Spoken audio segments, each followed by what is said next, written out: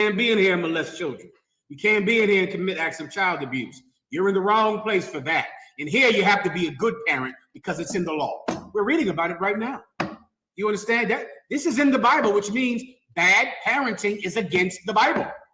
We're reading it right now in Ephesians, the 6th chapter. You also can read it in the Old Testament, which means it's unlawful to be a bad parent. And if it's unlawful, you can't do it in the Israelite school of UPK. All right. Anything else? Go ahead. Next question. This is from Trooper Sakarwan. Shalom, Yahweh, Shemiyah, Shepard, Trooper Sakarwan from Dallas, Texas. Shalom. Can you break down Romans chapter 2, verses 14 to 15? No problem. Can I give you one more hint to being a terrible parent so you can know that you are one? Whenever you start anything, when you have to explain yourself, when someone asks you, well, why'd you do that? Or why'd you say that? Or why'd you do this? And if you ever say, well, see, the way I was raised, you're a terrible parent. I just walk away the minute you say that. Well, you see, where I come from, oh, goodbye, brother. You see, well, you know, where I was raised, the way I was, the way I was raised, the minute you say that, you should know that you are a sick, disgusting pig. Because how in the hell could you claim to be a person of God and then give justification for anything said, anything done, any action at all? How could the justification be the way you were raised when you're supposed to be a different person than the way you were raised? You're not supposed to be that person anymore.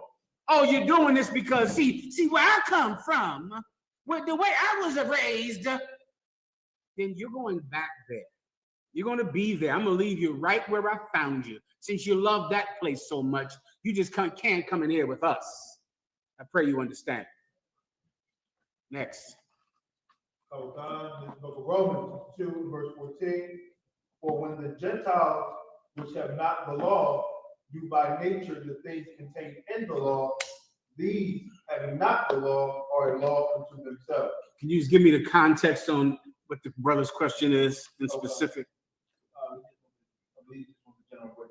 Okay, this is speaking about brothers and sisters who don't have the law. What brothers and sisters did not have the law? Brothers and sisters who were not raised where the law was enforced. Let me give you a good example. Cats. Right here in America, it's very common to eat pigs. Normal. In India, it's not common to eat a cow. So if you were living in India, eating a cow would be like, oh my God, you ate a cow? Recently, Indian people filed a class action lawsuit against McDonald's because they found out that McDonald's, the secret to those addictive French fries you can't stop eating, is beef fat. They fry the French fries in beef fat. And the Indians didn't know about it, and they tan them fries up every goddamn day. The Indians found out about it and placed a class action lawsuit against McDonald's because they've been eating their God for 35 years. Well, also, if you make French fries, that's what you want. Get you some beef fat. You're going to have some French fries then, now. Okay, sisters out there that cook, get you some beef fat, fry them in them fries, and finally eat French fries for the first time. All right? Well, the laws change based on where you live, right? So if you're in America, it's common to eat pigs. Guess what is common to eat in China? Cats. See, in America, you go, oh my God, how could you eat a cat? In China, they're like, what the hell, why not? It's common to eat horse in Europe. You go over to Italy, brother, they're eating the horse just like we eat a hamburger. It's no different at all. In America, it's crazy to eat a horse. Well, if you were in Jerusalem, no one ever ate pig. No one ever ate shrimp, crab, or lobster. No one ever celebrated Christmas. No one ever celebrated pagan holidays. Everyone celebrated the Passover. Everyone celebrated the feast of the Most High God in Leviticus 23. Then Paul went outside of Jerusalem and saw people who didn't have the law doing it anyway. Even though they were not raised in a place where these laws were enforced, they were in Rome and they didn't eat pork in Rome. They were in Galatia, Ephesia, Corinth, and they didn't eat shrimp and crab.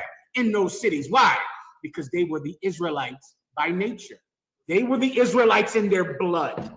And so they kept the commandments the same way the Israelites did in Jerusalem, even though there was no one policing them. There was no one that would throw them in jail or stone them for breaking the law. They decided to be a law unto themselves. They decided that we're going to police ourselves. We don't have a Sadducee and Pharisee that stone people when you're caught in the act of adultery. Everyone knows that story, right? It was a woman who was caught in the very act of adultery. They were all standing there with rocks in their hands. And when to Jesus Christ, they said, what should we do? He said, he that is without sin cast the first stone. They all dropped their stones and left. Then he went to her and he said, go and sin no more. Well, if you live in Corinth, why would you not commit adultery? Why would you not be a whore and sleep around on your husband? Because in those cities, you decide not to sin. There's no one that will kill you. It's lawful to do it in this city, just like it's lawful to eat cats in China.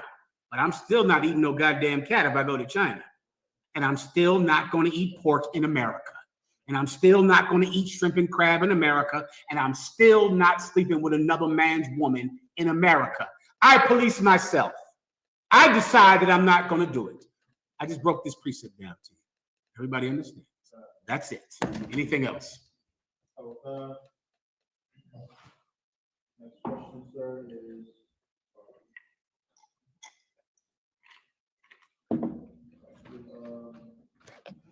yes, this is from Michael Moore. Shalom, young man, Mike from Philly. Shalom, brother. A breakdown on Revelation chapter 22 and verse 16. Revelation 22 and 16, young man Michael from Philadelphia. No problem. Whenever you're ready. This is the book of Revelation chapter 22 and verse 16.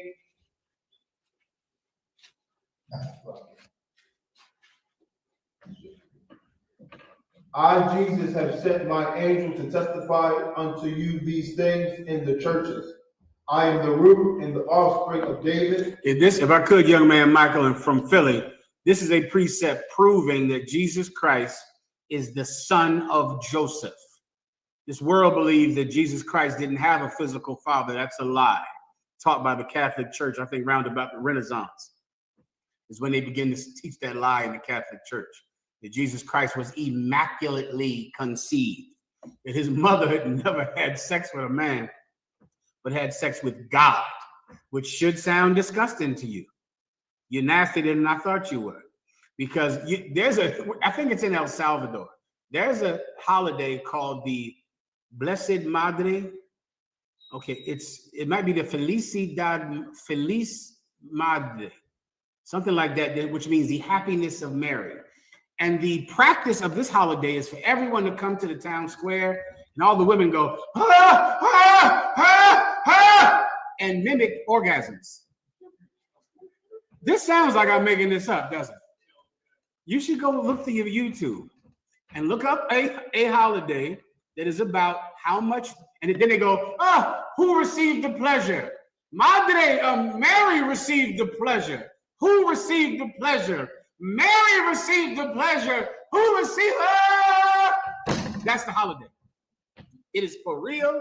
They're celebrating it right now. Someone that speaks Spanish and knows what I'm talking about, type it into the chat. Well, that's the common belief of this planet, is that Mary got God's giant God penis put inside of her and had the orgasm like a galaxy, like the Big Bang. That makes sense to people, but the fact that this woman just had sex with a man is crazy talk. I'm in a cult because I say she had sex with a man. You are not in a cult because you think God put a God penis in this woman and made her have an orgasm with a God penis. But I'm the cult. I'm the one in the cult. I'm crazy out of my damn mind. You're crazy. But your crazy is just the crazy of the state, the crazy that the government allows. Everyone understand? Please, what do you have? If I could, it's called the Peace of Our Lady of Guadalupe. The Peace of Our Lady. Describe it, please. The Peace of Our Lady of Guadalupe. Go ahead. It says the feast commemorates the appropriation of the Virgin of Mary to a pleasant 1 year old in 1531 near Mexico City. I'm not sure if that's it. The name doesn't sound familiar either. They should be screaming, who received the pleasure? Mary received the pleasure. That doesn't sound correct, but you can keep looking, you'll find it. All right, go ahead. Everybody gets the point. So this precept is speaking about the actual birth of Jesus Christ, which is from someone who was in the lineage of King David. Joseph was in the lineage of King David. Read it from the top. Okay. This is the book of Revelation 22, verse 16. I, Jesus, have sent my angel to testify unto you these things in the churches. I am the root and the offspring of David. Jesus Christ said, I am the root and the offspring of David. Of David. Now you're going to look up to Romans 1. Is this Romans 1? Now go to Romans 1, I think in 3. I am the root and the offspring of David. You know, the root of David. The root of David is speaking about what? Adam. Adam is the root of David. It's a metaphor because roots are in the dirt, are in the ground. And Adam came from the dirt, which is what his name indicates. And he came from the ground, from the soil, from the dirt.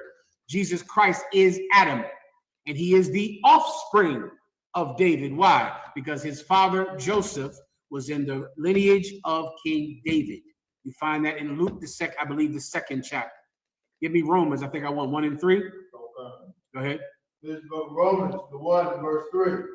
Concerning his son, Jesus Christ our Lord, which was made of the seed of David. Made of what? Which was made of the seed of David. Which was made of the seed of David. Go ahead. According to the flesh. According to the spirit of Jesus. According to the flesh. According to miracles and magic. According to the flesh. According to the flesh. Which means a seed of sperm.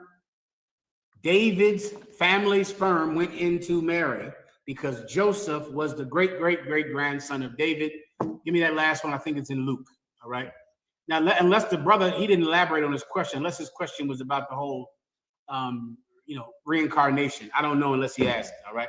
So I'm just going to break it down for you. The first part is about him being Adam. The second part is about him being from the root, being from Joseph, right? Joseph was his father, okay? Also, he was Solomon.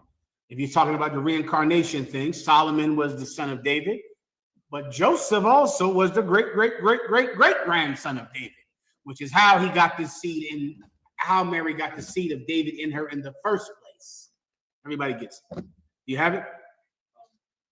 It's in Luke, where it gives the lineage of Jesus Christ. So-and-so, which is the son of so-and-so, which is the son of, which is Joseph. Say again? Luke 2 and 4 sounds right. Go ahead, up.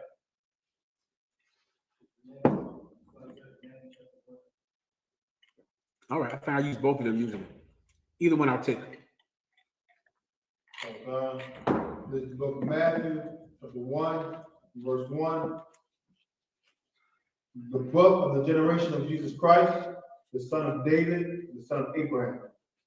That's a good one. Let me see. Luke, let me hear Luke 2 and 4. That's going more into the reincarnation thing. Okay. All right. Luke 2 and 4. This book of Luke, chapter 2 and verse 4. And Joseph also went up from Galilee out of the city of Nazareth into Judea unto the city of David, which is called Bethlehem, because he was of the house and lineage of David. That's all you need right there. If that's your point. Now, if your point is reincarnation, then you take the parts at the beginning. If your point is whether or not Jesus Christ had a father, then that's your point right there. All right. Anything else? Okay. Let me get one more line now. Go ahead. I think if you keep going, In the one he asked about? Okay, so we it was not done. Okay, go ahead. Read the rest of the brother's question from Philly. And the bright and morning star. What is it? Why is Jesus Christ called the bright and morning star? Who knows? You hear that about Lucifer in the Bible as well, talking about the morning star. That's what Lucifer means. What does bright and morning star indicate? It's very simple. There's nothing magical about it at all. Although that Catholic priest thinks it's magical, but what do you can't blame him. He molests children. What is bright and morning star speaking about? Go ahead, knock. Numbers chapter 24, verse 17. I believe that's the one you need. Go ahead. I shall see him, but not now. I shall behold him, but not now. There shall come a star out of Jacob, and the scepter shall not, And a scepter shall rise out of Israel. It shall smite the corners of Moab and destroy all the children of Shechem. Give him a hand, because that's your precept right there. All right. What does it mean when it says, when it calls, Lucifer is called the morning star? Jesus Christ is the morning star, meaning what? Everyone is going to look up to Lucifer. Everyone is going to idolize him. The same way you look up to movie stars and rap stars and sports stars. It means they're popular, they're famous, right? Lucifer is famous. Everyone is doing what he tells them to do. Everyone serves him. People of totally different religions are both serving Satan. And they're in totally different religions. They don't even know they're connected. But all of them have the same goal, to serve Satan. Well, Jesus Christ is our star. You understand? When you're righteous, you look up to him. He's the one that we all look up to, the one we all want to be like. He's our star. They have their star, we have ours. Everyone understands, right? That precept is describing. Next, proximo. This is from Carr. If I may, sir, can I get a general breakdown of Ezekiel 38, verses 14 through 16? Is this after we are in our land? Is it, please, gracias, por favor. Ven otra vez. Gracias. Okay, he's saying, is this after, both of them, please? He's saying, is this after we are in our land? That's his question, right? All right, go ahead. This is the book of Ezekiel, 38, verse 14. Therefore, son of man, prophesy and say unto God, thus saith the Lord God, in that day when my people of Israel dwell safely, shalt thou not know it. Verse 15. And thou shalt come from thy place out of the north part, thou and many people with thee, all of them riding upon horses, a great company. Absolutely. If I could answer his question, this is when we get in our own land. This is Judgment Day. This is what happens after Judgment Day. Speaking about the land of the north, is speaking about North America. You shall come out of the land of the, which is one place that the children of God will come out of. The children of God will be gathered throughout the four corners of the globe, gathered from everywhere, gathered from Russia, China, Europe, all of the islands, everywhere. The children of God have been exiled from their homeland for too long. Too long. And the Most High God is bringing us home on Judgment Day. And this precept is about that day. It's about how we reorganize and come together as a nation.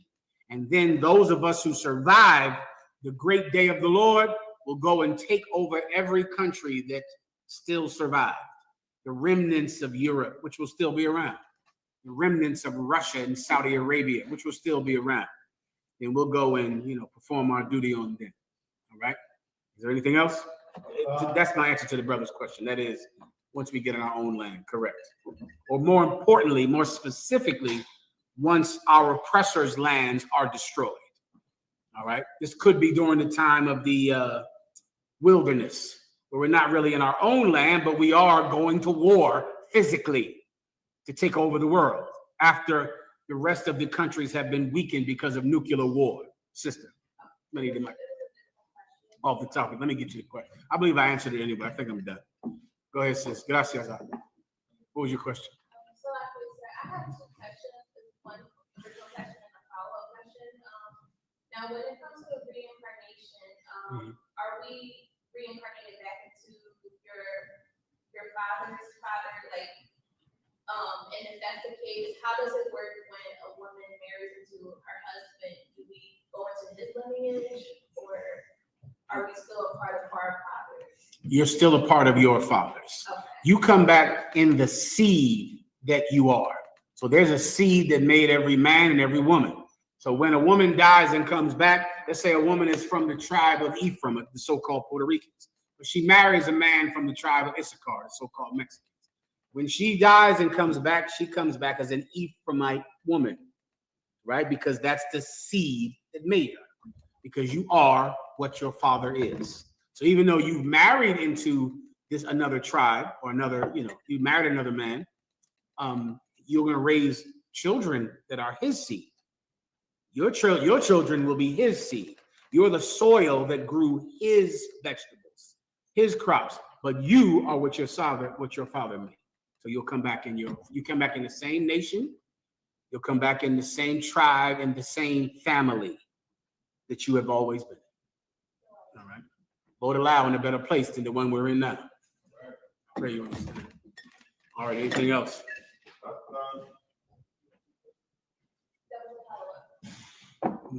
This is from Project Dr. Rob. So I'm sorry, man, I get a breakdown from Psalm 55, verse 20 to 21. No problem. This is book of Psalm 55, verse 20. I'm assuming just a general breakdown. That's it. All right, go ahead. He hath put forth his hands against such as be at peace with him. He hath broken his covenant. Verse 21. The words of his mouth were smoother than butter. This is a perfect precept for our oppressor. It's perfect for him. It's him. I mean, he's just a lying, disgusting serpent from the Garden of Eden. That's him. So I'll start you from the top, all right? Go ahead and read it. Okay. He hath put forth his hands against such as be at peace with him. That's the history of our oppressor. The history of our oppressor is fighting and hurting people that meant him no harm. It didn't threaten him at all, that were kind to him. The so-called North American Indian, the chosen people of God, the tribe of Gad, they treated him with the utmost hospitality when he came to North America. Kindness and generosity helped him through the winter, helped him find water, showed him the path that you can travel to get to water, Showed him that path, showed him what to eat, showed him what plants were poisonous and what plants you could eat. At the end of all that, he slaughtered every last one of them so that no one else would know how to get to water. You go do the research on what the North American Indian went through here, Rock. It's so disgusting. And then our oppressor, Rock, went to him and said, well, how can we need to eat in the winter? What can we eat? What vegetables are poisonous? He went and showed him. Showed him you can eat, you can go here and you can fish here. You can hunt this. There's a lot of elk here, a lot of turkey here. You can get that. You can eat this. How do we find water? We're dying. No problem. The deer, follow the deer, because you will find paths in the woods that would be a path made by deer where they would push all of the trees out the way. It would be a road that wasn't made by man, but made by, because so many animals travel on this path to get to water. And they showed the white man, see this path? You see this road? This road is made by animals because they all travel on this road. It's cut out of the trees in the forest. They showed the white man the road. He goes and gets the water. Thank you so much. Listen, let's have a big meal to celebrate all that you've given me. And then kills everyone. Why? Because in his mind, and I'm getting this from the quotes, from the people that did it and wrote about it and sent it back to Spain and back to England. They said that they killed the Indians to make sure no one else knew about the path to the water. And that's why they killed them. Because then now the waterway is theirs. Now they police it. They charge money to anybody that comes over from Europe that wants water. They can charge them money because there are more boats coming from Europe. But now they own the waterway. They're the only people that know where it is because they killed the Indians that showed them where it is. Now they can charge money to every other European settler who doesn't want to die of thirst. I'm quoting from the goddamn records that they sent back to Europe. Come on. Please. Give him a hand. In case you forgot who owned the place, right? In case you forgot, you from the tribe of Gad. What tribe are you? You listen, who does? I'm guessing, hell. We all just guessing, right? I mean, we damn it don't know who got a mom pregnant, so who the hell knows? All right, so you just like me, I guess. So anyway, the tribe of Gad went through that. White man makes Mount Rushmore. In case you forgot, who owns this place? Right, he hurts people that are not trying to hurt him. People that mean him no harm, people that are peaceful and generous with him. He did the same thing to the Puerto Ricans, the same thing to the Mexicans, the same thing to the West Indians who were just kind to him. And he did it to other heathens. He did it to other heathens. Did it to the Hawaiians. Did it to the Polynesians. Did it to the Japanese. Did it to everyone that was hospitable to this new people that they've never seen before that came here across the sea. They treated them with kindness, and our oppressor returned their kindness with brutality. That you have made war with them, that be at peace with thee. Continue. He has broken his covenant. You broke your covenant. What's a covenant? The 178 treaties that he made with our brothers, the chosen people of God, the so-called North American Indians. I mean, over 178. You make a deal with him. You say, yes, we're going to be kind to each other. We're going to live together in harmony. Yes, absolutely. Yes, I agree. He kills everyone who was there that day at that meeting. Kills their children. Kills everyone. You make a deal with him. You make a treaty, an agreement, a covenant with him. He breaks it. He breaks it because he feels like breaking it. And that's that. And that's happening today in the White House, right now. Somebody that thinks, oh, we made a deal with the president. Look at the Ukraine. The Ukraine, that idiot was stupid to think that some deal he made with Biden, fool that he is, he thought America would keep the deal. He thought, well, I made a deal. Trump said, you didn't make it with me. That's a hell of a tape. I remember that video where the cat, like, he can't speak English. He's like, but I made a deal with the president. You didn't make it with me. It's null and void. He's looking like, God damn, I made it with the institution. You understand? I made it with the office. You don't make a deal with the person. You make a deal with the state. No, that's not how it works. You didn't make it with me, so I'm ignoring the deal that you made with Biden. Trump is doing today what has been done for 200 years. It is tradition to break the deals with your allies. It is tradition. We're reading about it in the Bible. Continue. Okay. Verse 21. The words of his mouth were smoother than butter. But I know why you thought he was going to keep that deal, because he talks so good, doesn't he? Oh, he's a slick, fork-tongued snake. Oh, he talks so well. It's so peaceful. It's just sweet, like that new pope they got, that new Count Dracula that they got over there. They elected a new Count Dracula in Rome. The pope is Count Dracula. And he went, I just love all of you. Let me just kiss your children and touch everybody. And I just want to help everybody. The talk is so sweet. It's so wonderful, so good. You think that we're the hate group and the Christian church is the group of love. Man, they're so loving because they talk loving. I get you. His words are smooth. Continue. But war was in his heart. You see, but war is in his heart, though. War is in his heart. He's talking about peace and love and every nation coming together. And God doesn't care about color. Can you imagine the type of racist bastard that taught us that God doesn't care about color? Like somebody who only abuses black people, lynches black people, and goes into church and says, listen, color don't matter. I don't know why y'all talking about color. God does not care about color. Hold on. My black chauffeur is pulling up right now in my Rolls Royce to drive me out of here to be cooked. So my black slave can make me breakfast in bed. And the woman that changes my sheets, who's another black slave, she can help me so I can come back here next Sunday and tell you God doesn't care about color. Please, officer. Sir, you said so that is that he's saying we don't care about color. But the first time he laid eyes and found out that Christ was black, he changed Christ's color. But God doesn't care about color, right? Right. God does not care about color as long as God is white, Jesus is white, the apostles are white, and everybody who you look up to is white. But that doesn't matter. But color does not matter at all. You see, you look at his words and not his actions. What's in a person's heart, the manifestation of it is in their actions, not in their words. All right, come on. Yeah, that's what it says. But of course, if you talk to him, I dare not do this, but I guarantee that this is the case. If you go to the Ku Klux Klan's website, they're going to say they're not racist. I can just, this is my business, and I do this all the time. If you ask them, they're going to say, what are you talking about, racism? Racism? No, we ain't racist. Hand me my hood, sweetie. Where's my hood? There's nothing racist about this at all. Or you think it's funny? Watch this. This ain't a Nazi salute. What are you talking about? Nazi salute. You hear these niggas saying this is a Nazi salute? You hear them? That just happened, huh? It just happened when Elon Musk did the Sieg Heil Nazi salute. Afterwards, they said, "Why'd you make the Nazi salute?" What are you talking about?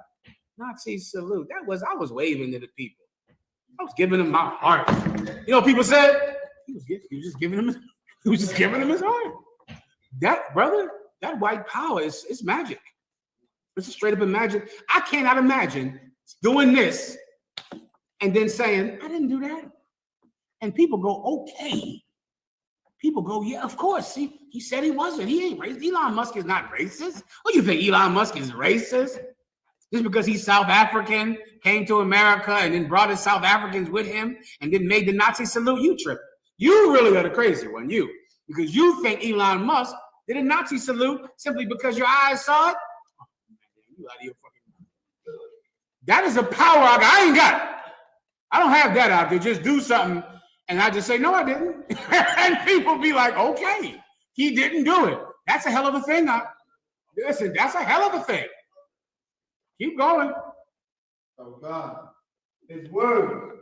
If I can stop you one more time. You know, that was on the news every day, the debate on whether or not he did it. And I remember going, I'm not doing that. I'm not getting into the debate of if he did it when we all saw it. But you had to argue online with people that said he didn't do it. It was giving away his heart. That is a privilege only white people have.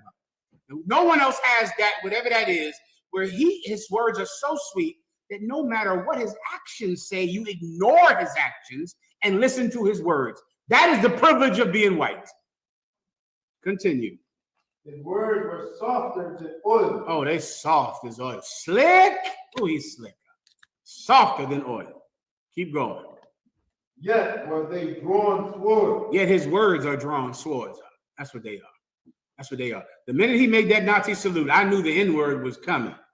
It is on its way. Freedom of speech. You know, yeah. Why can't we say nigger? Let me tell you how it starts. The rappers say nigger, right? Don't the rappers say it? You say it. Just because I say nigger, it doesn't mean I hate niggers. It don't mean that. That is all coming because he is in desperation of just being himself. He feels trapped under your political correctness. You know, even that term, when you hear the term politically correct, that means I want to say nigger. I want to call you a nigger, but I got to be politically correct and I can't call you a nigger. And it feels like I have chains on because I want to do it. And I want everybody to, when I tell him it's not racist, I want everybody to believe me. His words are smooth and slick. Continue. That was it. That's the breakdown. All right, anything else? That was done.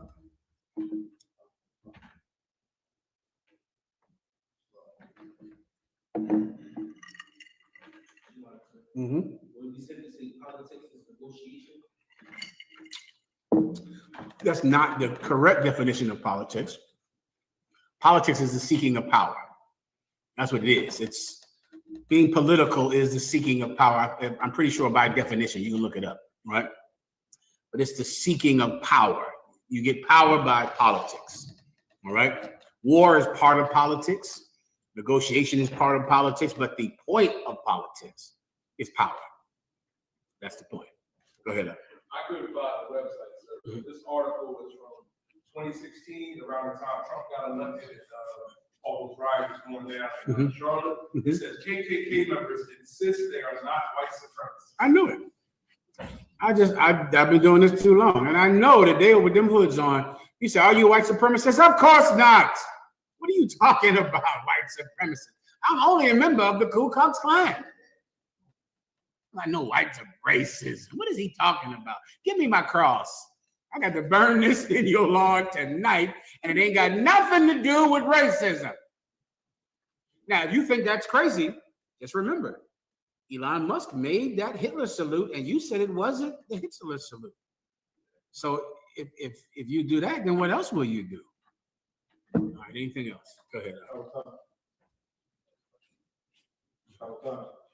Officer Awaria, Slocky General, is tattoo removal process unlawful? Is tattoo removal unlawful? No, the tattoo removal process is not unlawful. It's lawful to do. It's unnecessary, but it's lawful if you want to do it. But it's unnecessary. All right. Anything else? Anything? You ready? Was that it? That pass the class over to Priest Officer Muthemia.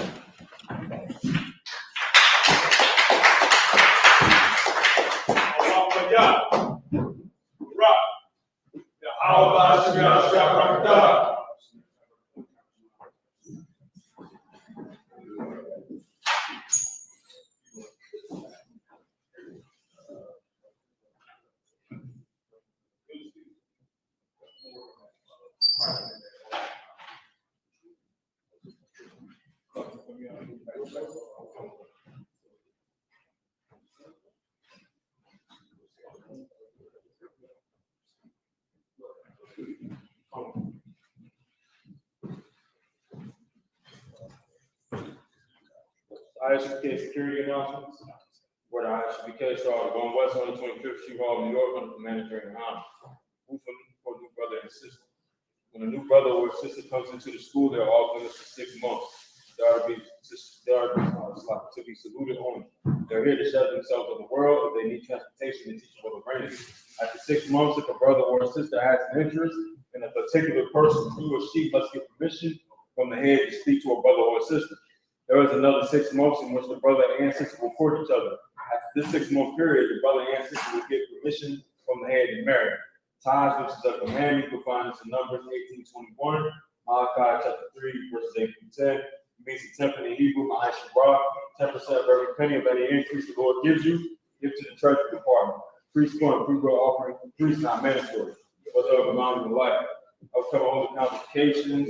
The next one will be the piece of first fruits. We in that currently right now. It starts we're in the piece of first fruits. Starts after the Sabbath. Sabbath unleavened bread. Sundown Sunday, April 20th. Count 50 days. Celebrate the 50th day. Sunday, June 8th, 2025. Start before sundown. Leviticus 23rd chapter. Verses 10 through 22 is where you can find it. Right. If any brother wants to be a trooper in the school, to start wearing all black, boot shirt, pants, headband, start with that. Men of Israel, I can stand. We'll give the purpose to salute. All right, men of Israel, I mount Barak. Yahweh Shem Yahshua Barak. Got the top. So, stand. We'll give the sister of courtesy salute. Men of Israel, I mount Barak. Yahweh Shem Yahshua. That's the job.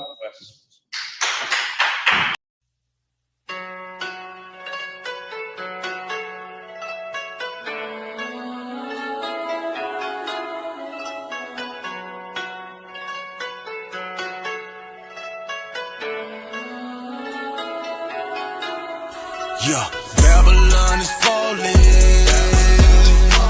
To rise no more. Babylon is falling. To rise no more. Falling.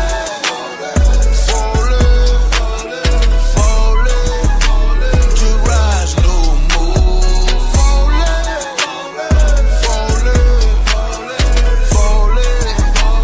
To rise no more.